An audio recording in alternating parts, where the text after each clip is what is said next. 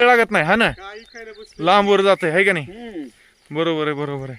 त्याला म्हणायला पाहिजे होतं का नाही फवारू नका हा. हे फवारू नका त्याच्या जवळ जरा जपून फवारा. हा त्या शेतकऱ्याने 4-2 तास सोडून पलीकडे हल्ला असतं ना, हो.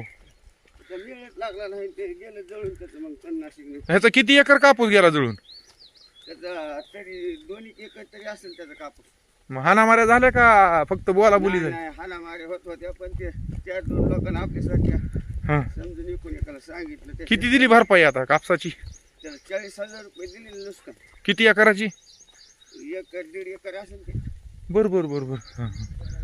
हे असं आहे म्हणजे आता ही परिसर जर बघितला का, हे कॉटन बेल्ट आहे परळी तालुक्यातलं हे खामगाव शिवार. आणि हे कॉटन बेल्ट आहे सगळं कापसाचं प्लांटेशन. आपण अडचण दुसरी अशी आहे की तळ असल्यामुळे ही सगळं दिसायला हे सगळं ऊस आहे. ही पलीकडं ऊसात 2,4-D हाणलं की लांब लांबपर्यंत कापसावर त्याचा जो आहे तो हे जातो आणि सगळं जे आहे ते त्या ठिकाणी वाटलं होतं आहे कापसाचं 2,4-Dमुळं. तर ती काळजी जी आहे ती सर्वांनी घेणं गरजेचं आहे. शक्यतो ऊसामध्ये तुमच्याकडं डायुरॉन आहे, मेट्रिब्युझिन आहे आणि आणखीन बरेच SMS सारखे काही ही आहेत. तर असे तणनाशक इवन आता कांडी धरलेल्या ऊसाला तर डायरेक्ट तुम्ही तिथं 2,4-D सुद्धा 2,4-D म्हणतोय ग्लायफोसेट मारू शकता. 2,4-D नाही मारायचं कापसाच्या ह्याच्यात.